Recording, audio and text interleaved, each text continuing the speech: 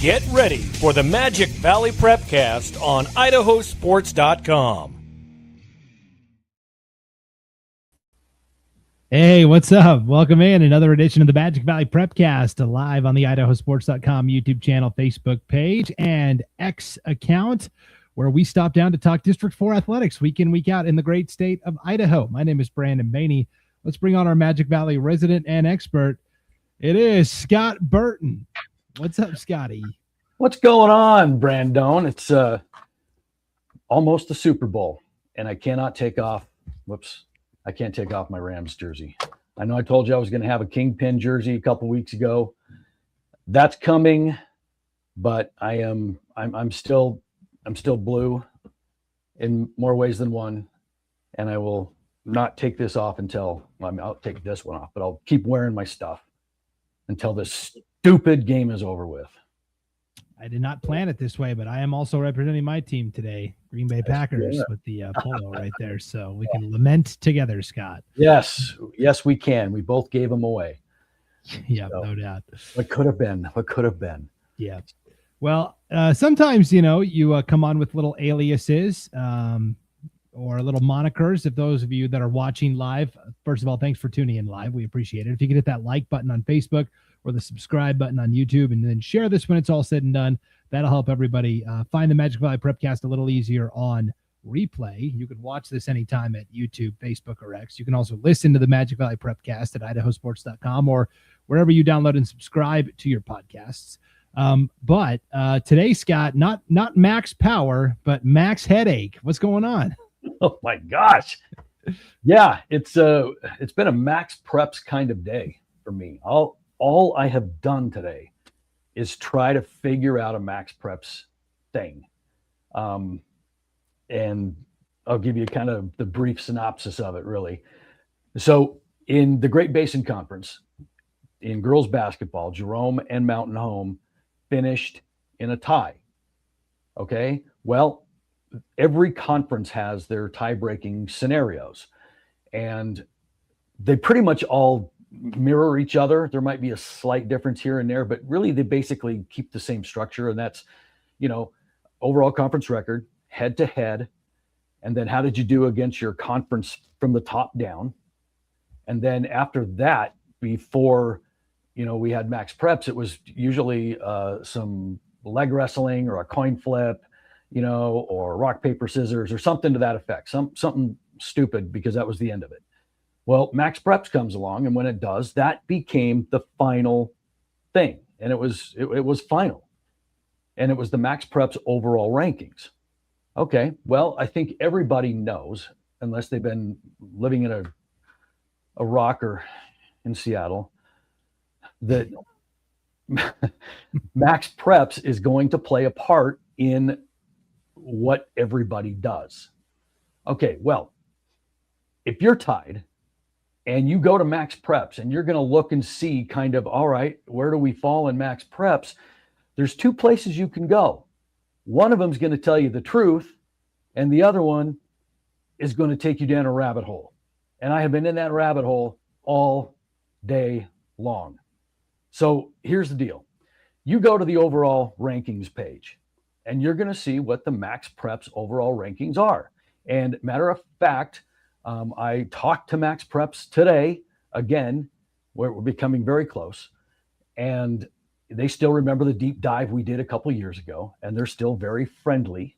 Which, programming note, we are working on a second or a redive, as it were. We're getting lots of requests for that, and Scott is putting it together, and today was part of that groundwork. So yes, unintentionally right. It was. So I'm talking to max preps, and Alyssa there is fantastic. She is very accommodating, very nice. And so I'm like, okay, well, here's the problem. You go to max preps and you go to the overall rankings and you see what happened. And they even ran them for me again this morning to make sure everything was legit. I went back to all of our conference pages and I looked and I made sure all the scores were in, and they were. So they ran them again. Okay, fine. It's Mountain Home's 4, Jerome 6. That's a done deal as far as I'm concerned. Well, there's this other place on there that you can go And it will tell you a completely different story. And this is where some people have been looking. And instead of going to the overall rankings, they're going to the conference standings page. And the conference standings page has it completely the other way. It's got Jerome first, Mountain Home second. And so if that becomes what your gospel is on Max Preps, you are getting misled, because that is not telling you what you need to know. But if you're not looking over here and you're only looking there, you're wondering, why in the heck are we in second when that says right there we're in first, and we're supposed to be looking at Max Preps, right? Well, those two sections of Max Preps, they don't jive. They're not connected to each other. And so people have got to understand, you've got to be careful where you're going, because you go here, may not get what you want. Although most of the time those conference standings do line up. However, when you have a tie, they're not using the same tie-breaking scenario as a conference would, okay? Because about a third of the way down on their list of kind of how they arrange those teams, like we talked about, overall record, head-to-head, record against your conference from top down, okay? After that, they've got something, points against. That's the next criteria. And because Jerome has given up less points than Mountain Home this season, that put them ahead. But that is not a criteria that we use in the conference, nor will it ever be, because that is the one thing that we've really tried to get away from in conference standings and tiebreakers across the board, really, is that point thing. Because we remember a few years ago when we had that whole sportsmanship deal where people are running up points for the sake of tiebreakers and Max Preps and whatever the case is. And it sparked this absolute, well, it really was one of the things that fueled the first deep dive into Max Preps, right? So here that thing is coming back again in a place on Max Preps that really isn't painting the right picture. So we had a faction of people really looking at that and taking that is what we need to be looking at, when in reality it was over here is what we need to be looking at. So I was trying to decipher all of this today with Max Preps, with the IHSAA, and with the people that were upset that what they were looking at wasn't real. So it has been a Max headache kind of day. A wise man, Abraham Lincoln, once said, "You can't believe everything you read on the internet." Have you seen that meme? Yes, and that's classic. That's very, very good. Yeah. So anyway, there it is. And boy, what a nice little kind of lead up to the second Max Preps dive that we'll do eventually. Yeah, coming this spring. So stay tuned for that. We want to make sure we do it right and we get all the good information put together. And again, we're getting questions from people from other states, Scott, asking us. We've really become gurus here when it comes to Max Well, Preps. it's funny because we got that email that I kept California. Is that where it was from? Yeah, baseball coach in California. Yeah, stumbled on our podcast on the deep dive of Max Preps and had a bunch of questions and wanted to know if we will do another one. And he's not alone. So it's like, well, I guess the public is speaking right now. They want more. Well, I've got not one, but two transitions I could use today to transition out of this mess into what we're going to talk about on the show today.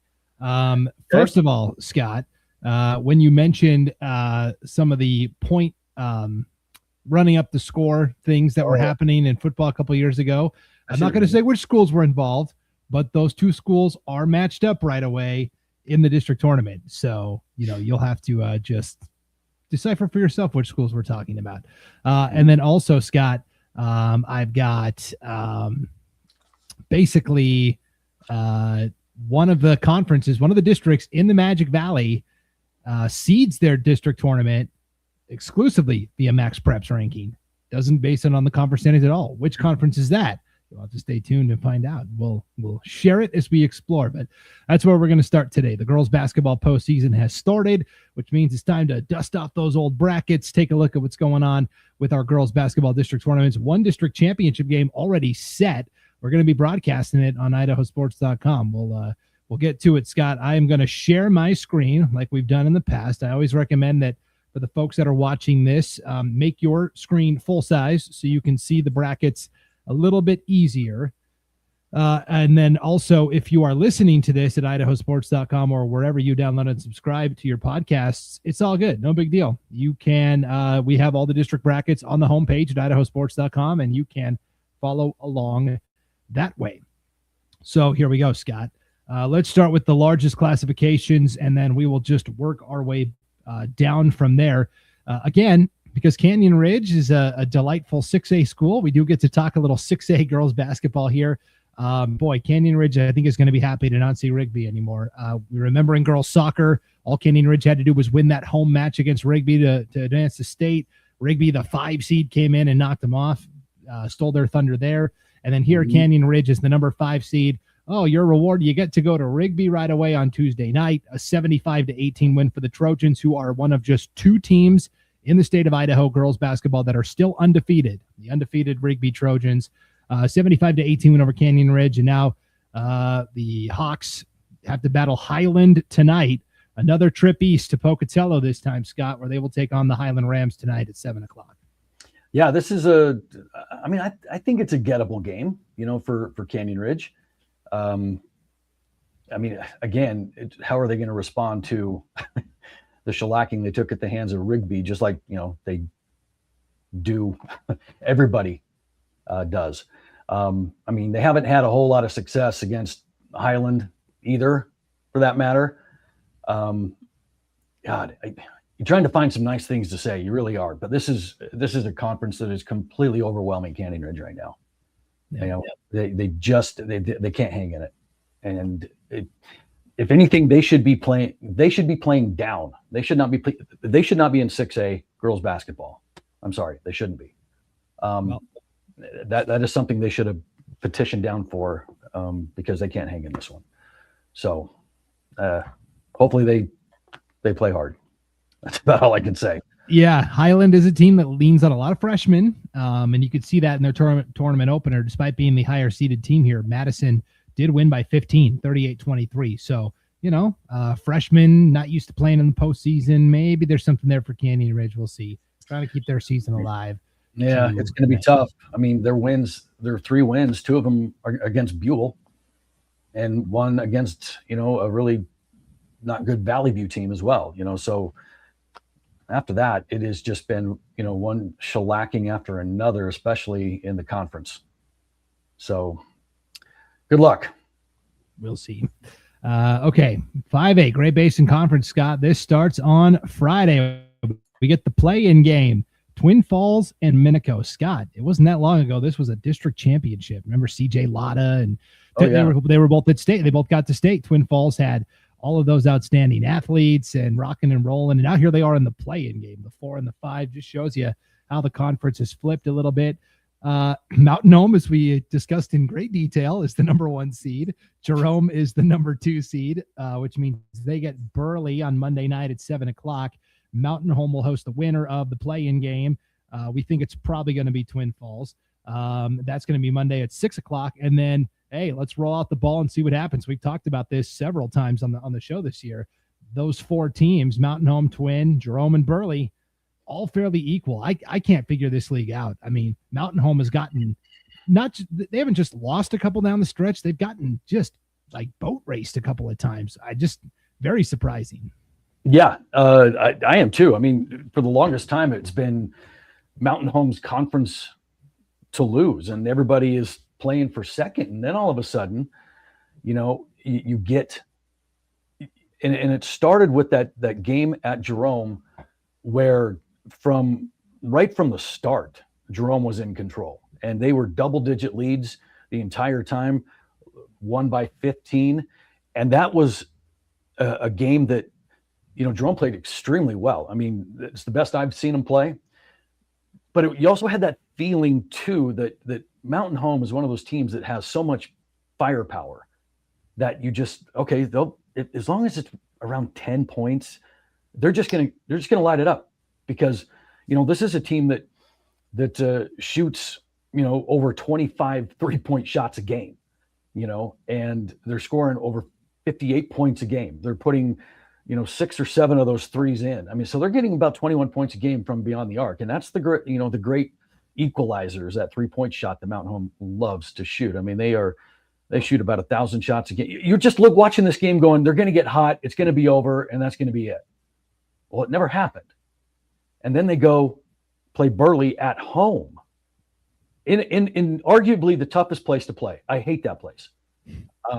It's got the stage, behind the basket.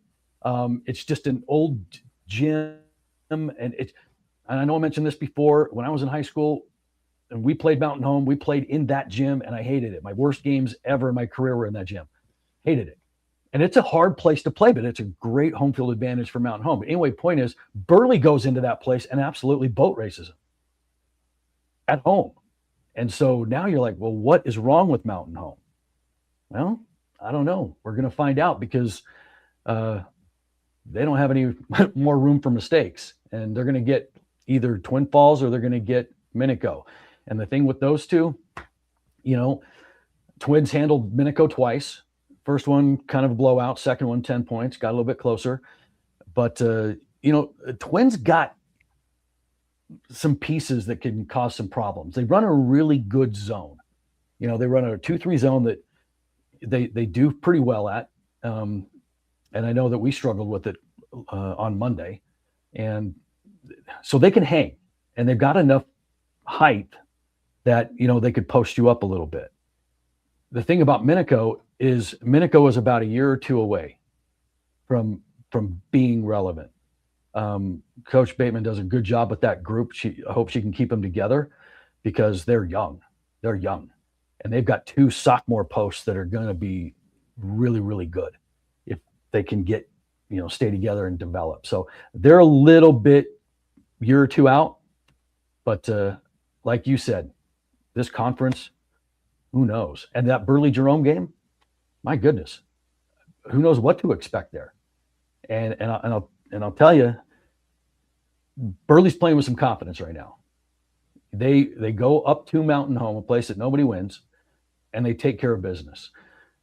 They beat Jerome on Jerome's floor, and that was the game that Jerome absolutely gave away. They melted down that whole spiel I did on awareness, and we broke the film down, and I'm like, oh my gosh, that was terrible. They gave that one away. And had they not given that one away, this whole Max Headache thing would never have happened, because Jerome would have been the number 1 seed. Right? So that's going to be an interesting game. And I think the other thing that's going to make that game interesting too is, okay, we just got done talking about this whole Max Preps deal. How quickly can these girls get that out of their head and not walk around with this poor me saying we got screwed by Max Preps or whatever the case is, and toughen up and play some basketball. And you're dealing with girls. I don't know how that's going to go. And I say that fondly of the species, but it's different, because I have been a varsity girls coach and a varsity boys coach. You got to get their heads right. And so I'm going to be interested to see what happens on Monday. Yeah. Well, here's our resident Mountain Home fan and expert, Nick 3 in the house. Not to be overconfident or cocky, but Mountain Home will be ready for districts. But he did say, watch out for Jerome and Burley, LOL, as well. Yeah, one player that we don't talk about a lot, doesn't get talked about, I don't think nearly enough, Addie Olmos from Burley. Oh, my gosh. She's can ball. She's good. Yeah, no, she is legit. She's only a sophomore, right? Mm-hmm. Yeah. Only a sophomore. So you're going to be hearing a lot more from that kid in the next couple of years. My goodness. Yeah, she's awesome. So, all right, that's what's going on in the Great Basin. Nothing yet. They're the only district that hasn't gotten started yet. Get to it, guys. Let's go. Because compared to the SCI seats, Sawtooth Central Idaho Conference, Class 4A, Scott, we've already got the district championship set. It's going to be Filer at Kimberly Monday night, February 9th, 7 o'clock on IdahoSports.com. We're going to be there broadcasting this district championship game. Also Monday night, you will have a loser out contest between Gooding and Wood River. Gooding defeated Buell in the play-in game on Monday this week, 60-28. And then we have the first round essentially last night. Kimberly beats Gooding by 20. Filer beats Wood River by 12. We didn't really get to talk about this. I would love to explore, but Wood River, what Kevin Stilling has done with the Wood River girls basketball program. I mean, he basically took on the girls basketball job. I mean, he's the athletic director and just couldn't find anybody to coach. And so he's like, well, I'll coach these girls up. I remember getting the season preview forms from him every year. Like, I've got a bunch of soccer players that are used to like using their feet, haven't used their hands too much. We've kind of sat around and said, hey, this is a basketball. What are we trying to do with this thing? And to see where that level has now built up to where they finished third in the conference this year, Scott, and they've actually had a nice season and gotten some impressive wins. I think it's been outstanding. You know what?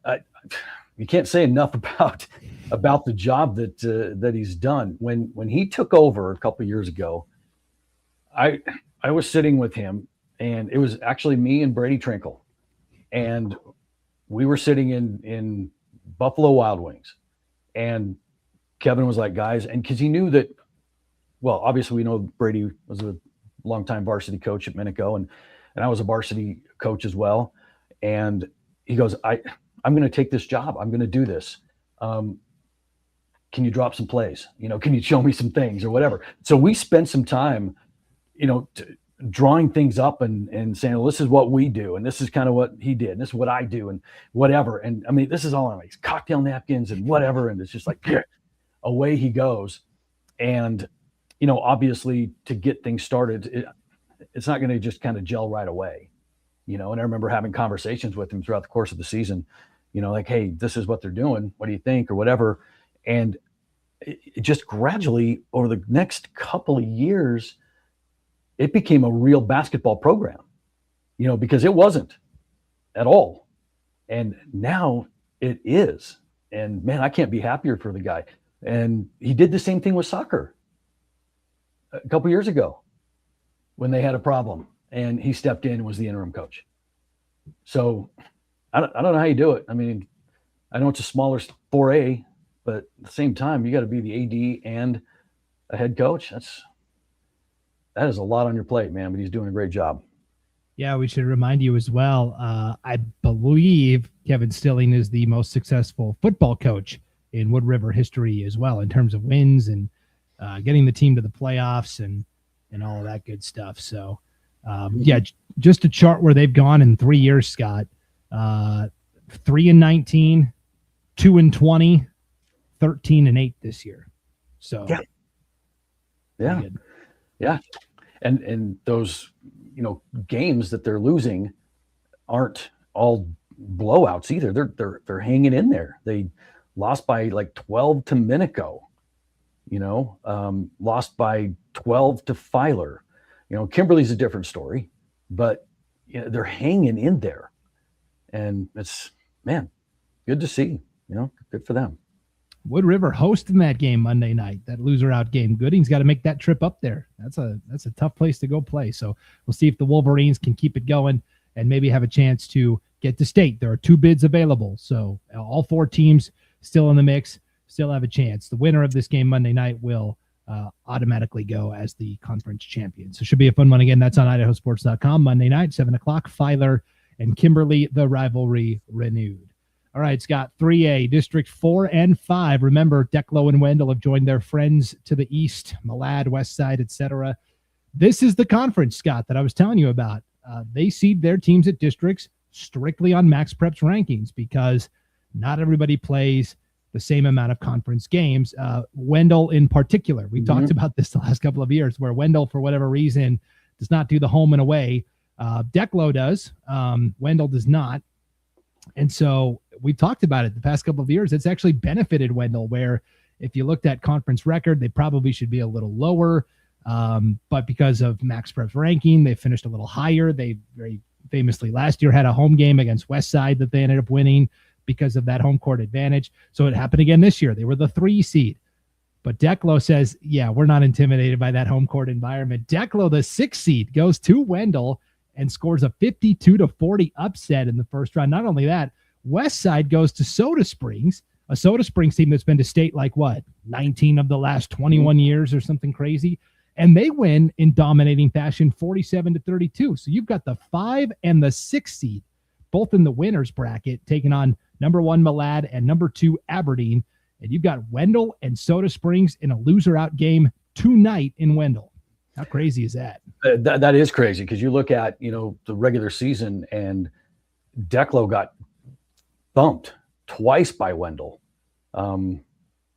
17 points and 19 points, I think it was. And then all of a sudden turn it around at the right time and get a 12-point win.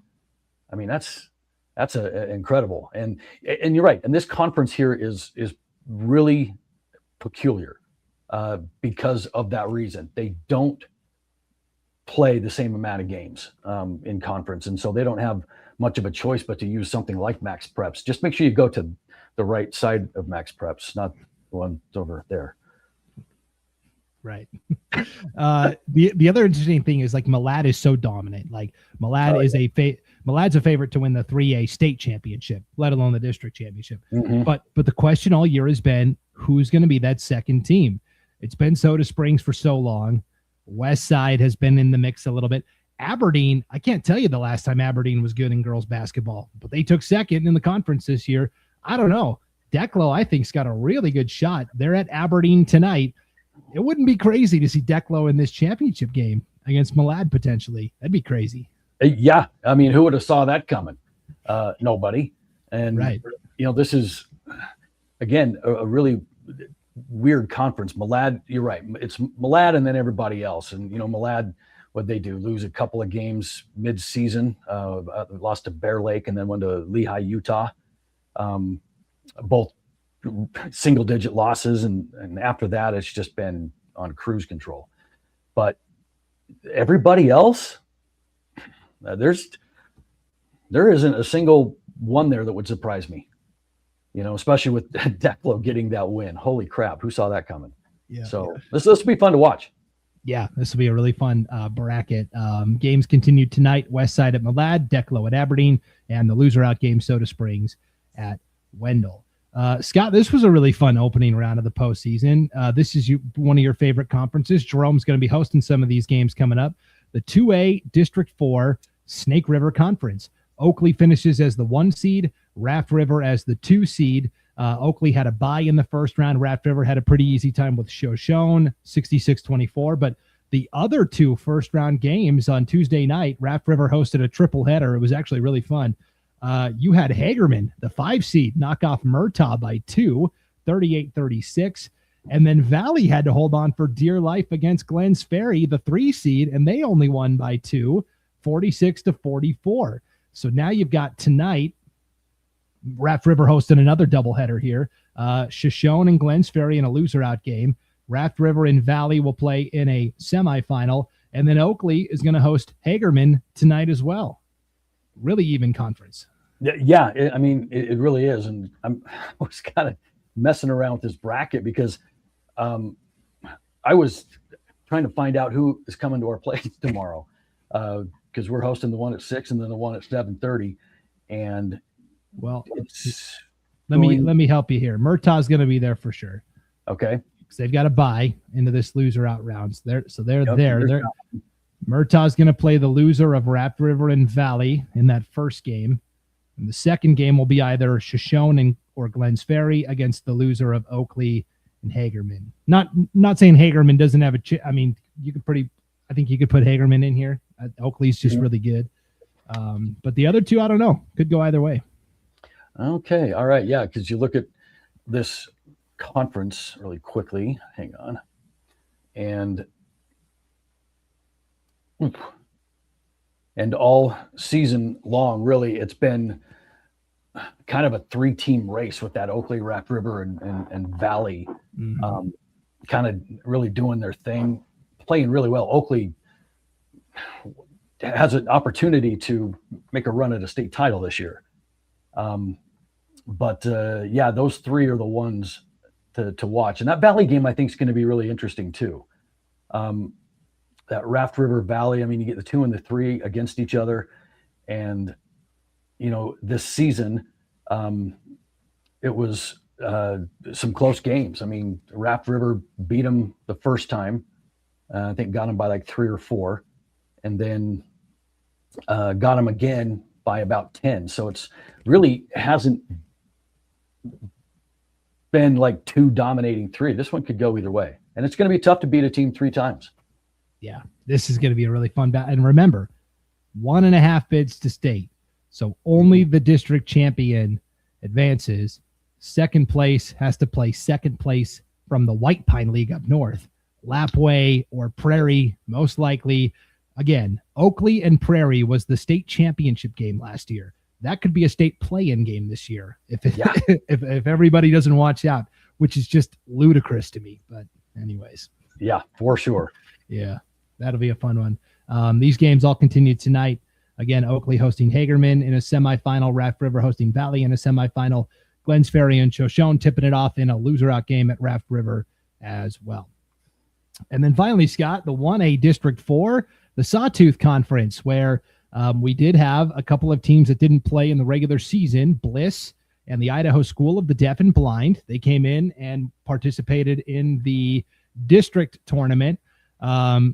Not too surprising that teams that haven't played varsity basketball all year, struggle a little bit in these play-in games. Castleford beats ISDB 39-2. Camas County beats Bliss 30-7.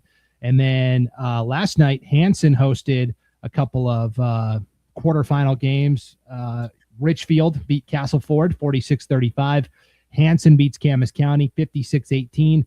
And now finally we'll get to see the top 2 teams. Cary, the 1 seed, Dietrich, the 2 seed. They got the double bye into the semifinals. Doubleheader Friday at Cary. Richfield's going to take on the Panthers.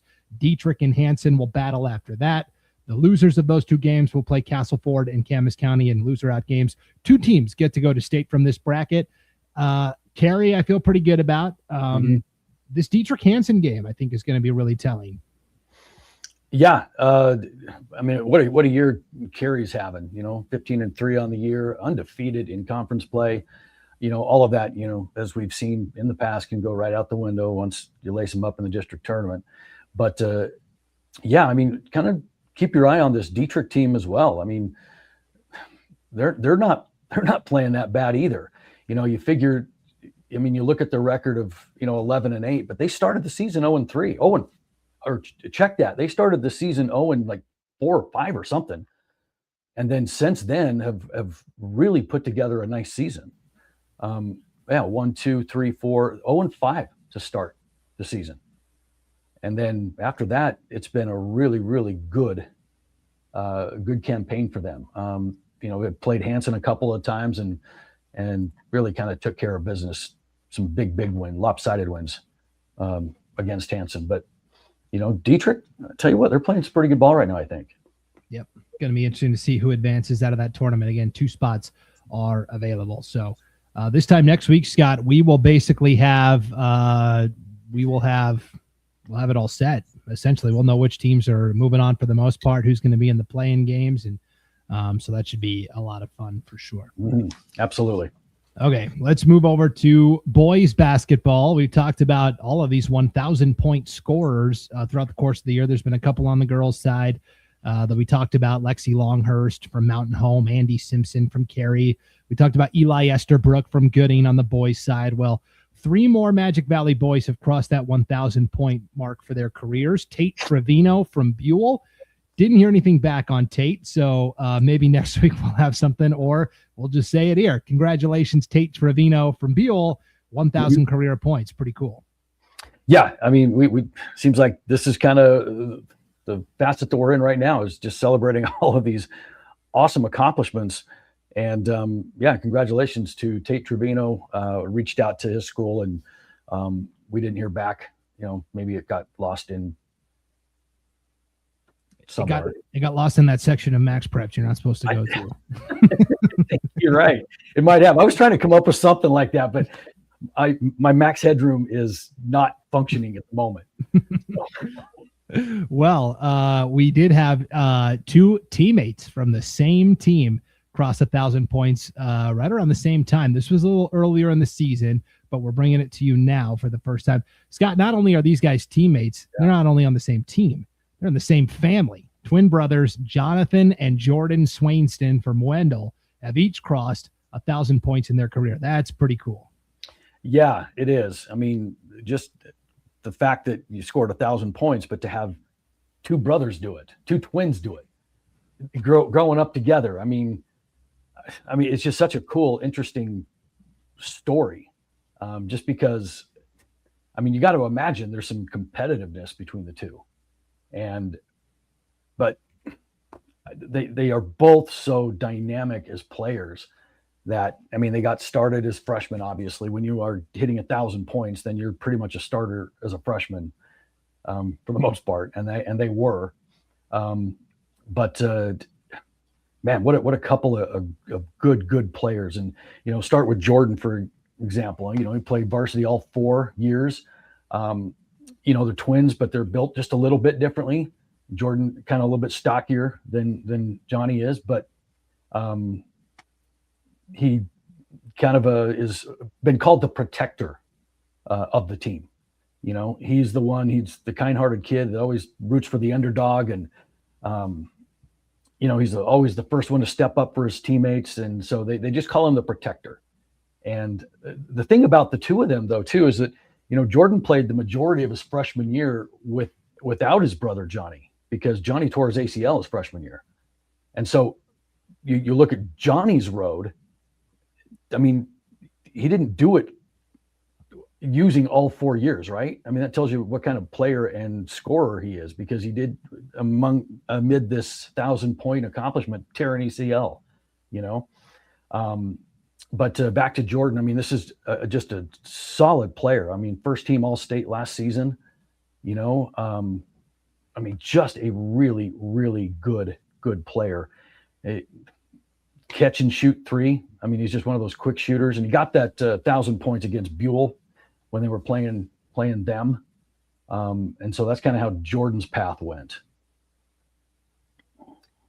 Yeah. And let me see, picture wise, that's Jordan right there. Let's see if I can fix us on the screen.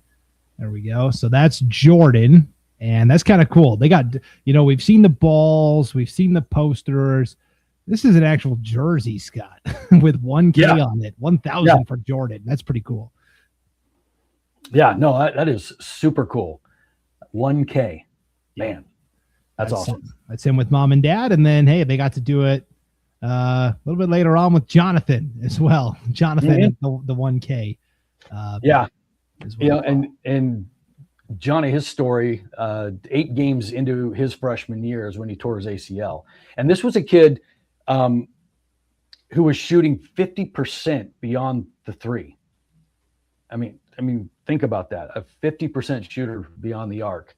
And their team was 8-0 at the time, and then he tears his ACL. The thing about Johnny and his game is he's very, very quick release. He's a fantastic shooter, but he's also the team leader. He's been called the alpha.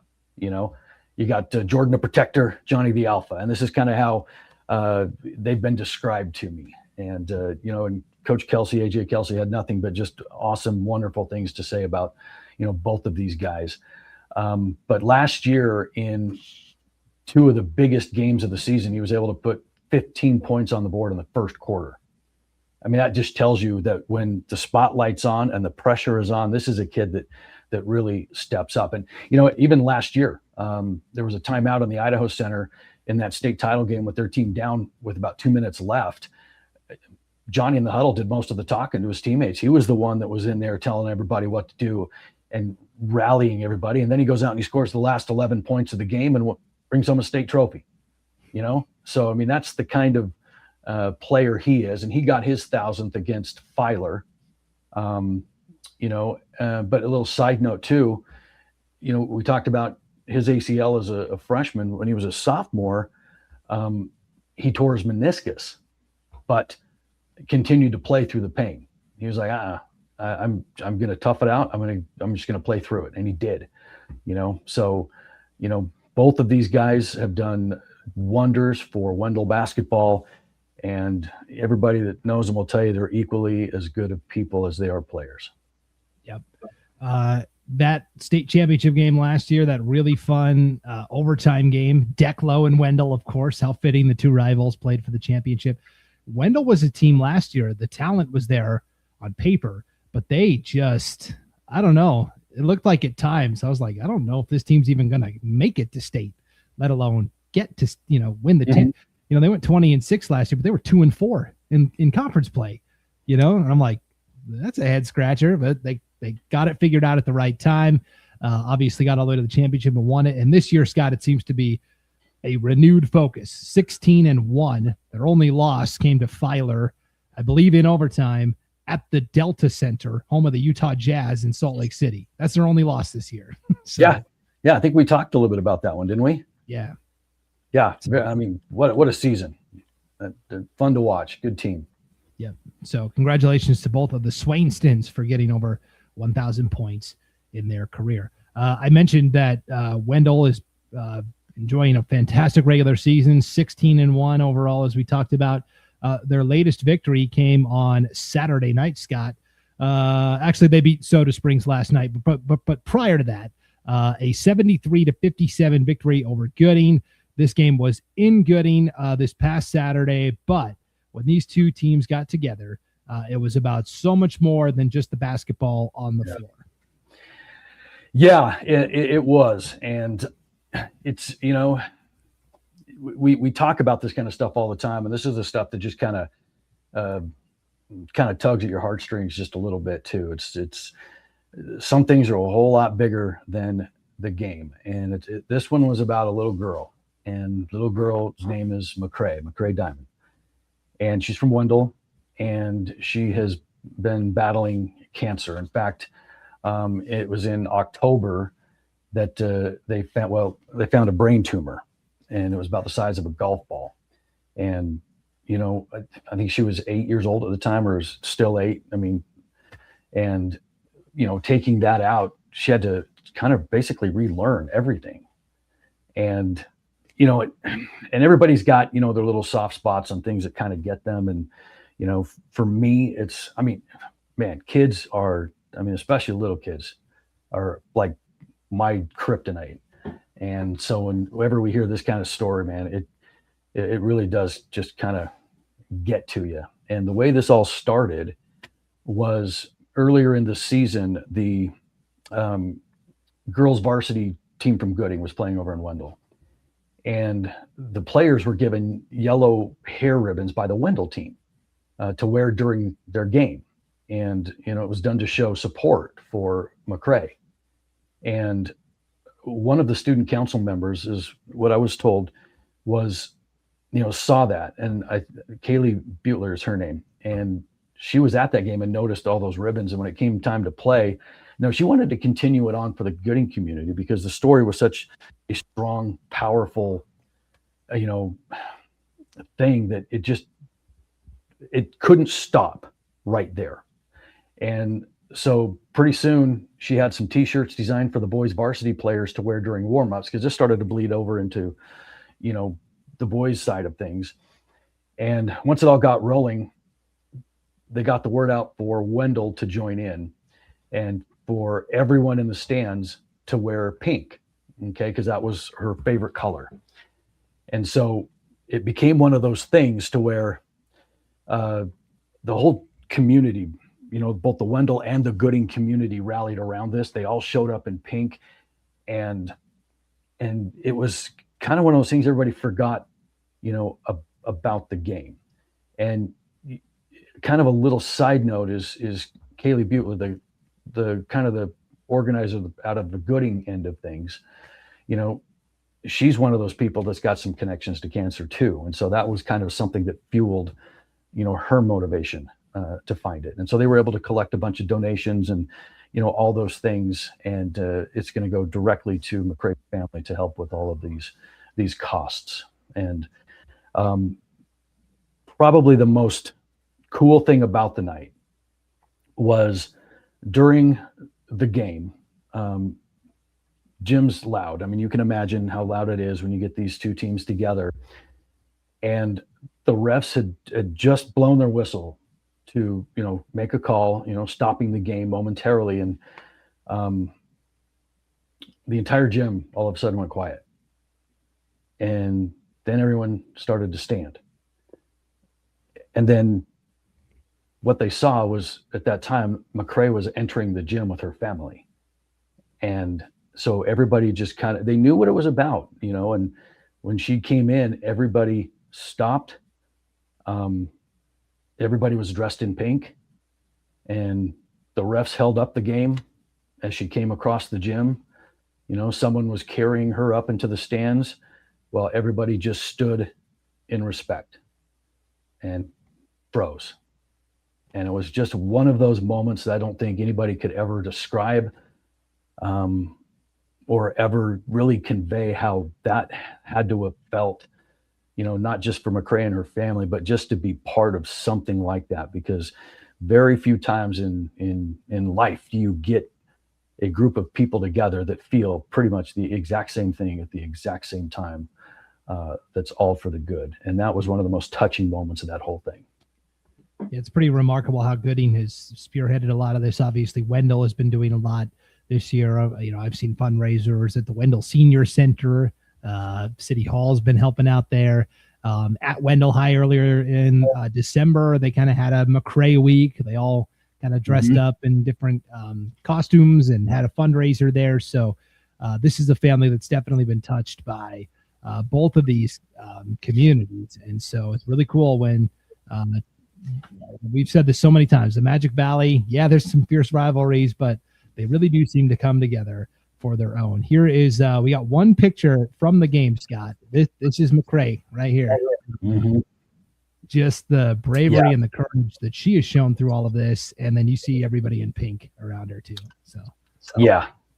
What a moment, and hats off to both, Wendell and Gooding and their communities. They're kind of like that, Tobacco Road rivalry, just right up the road from one another. But for this basketball, it didn't matter. This is what they were playing for. Yeah. One other component to this, some of the players for Wendell this year have shaved their heads as well in support and solidarity with McCray as well. And I know I've seen several members of the boys basketball team with shaved heads like that. So just another layer to the story as well. Oh, and absolutely. And if you don't have a sense of like empathy for, kind of what a child must be going through against something that they don't understand, has got to be the most frightening and lonely feeling in the world. And I think people are realizing, through these stories that, these kids, sometimes all they need is just to feel like they're not alone, and then they could battle anything. And, that's the good part of humanity that we don't see nearly enough, but whenever it happens, man, that's the stuff we need to throw the spotlight on. Yeah. So keep up the good work, Wendell. Keep up the good work, Gooding. Keep up the good work, Magic Valley. That's for sure. Here's our good friend Frank Case, head softball coach from Glens Ferry High. Afternoon, guys. Keep up the good work. Love these background stories. Yeah, that's what it's all about. We're going to be talking about Frank's Pilots coming up here pretty soon. We still got to get through the winter sports season, and I'm sure he's itching to get out there and hit some grounders and all that good stuff. So, we're looking forward to that for sure. But that's I will say this really quick. The weather down here the last few days, phenomenal. I mean, upper 50s. I think when I got home, it said 62, and it's been sunny. And February 27th, spring sports start. So up until the 26th, it's going to be about 60 degrees. And then on the 27th, we're going to get our second winter. Mark my words. Sorry, Frank. Sorry. Scott spoke it into existence. So it is said. I've spoken a lot of things into existence that haven't happened. That's true. Okay. Well, that's going to do it for this edition of the Magic Valley Prepcast. And again, if you've got stories like the one with McCray Diamond and what Gooding and Wendell did, those are the stories we're trying to bring, because the world can get depressing sometimes. We want to bring a little warmth, a little light to your week. So anytime you've got a team, a story, a community, a coach, a player, somebody that's not getting the spotlight that you think should, You can email either one of us, Brandon at IdahoSports.com or Scott at IdahoSports.com. We would love to share those stories. So, yep, absolutely. All right, Scott, enjoy Super Bowl Sunday. Is that even possible? Is that even possible? You know, I've been asked to make a menu for the big game because, I mean, I love to cook and I cook all the time. So I was asked to, you know, for our party, you make the menu, you do this. And I'm like, you know, I don't even feel like getting out of bed, you know? I'm just like, let me just wallow for the entire day in bed and just bring me, you know, bring me a cookie or something once in a while, but that's it. So I'm trying to find the energy to create a menu, have a party, and I got to find something that, you know what I'll do is I'll just make a bunch of bets on the game. That way I'll have a horse in the race. I don't know. Take the under on the national anthem. It's always shorter than you think it's going to be. Okay. All right. I'll do that one for you, Brandon. Okay. Sounds good. Just to wrap up, Frank says, no, you're right, Scott, about the weather. So that's. Yeah. Okay. See, he's been around. He knows what he's been around too long. He knows how this works.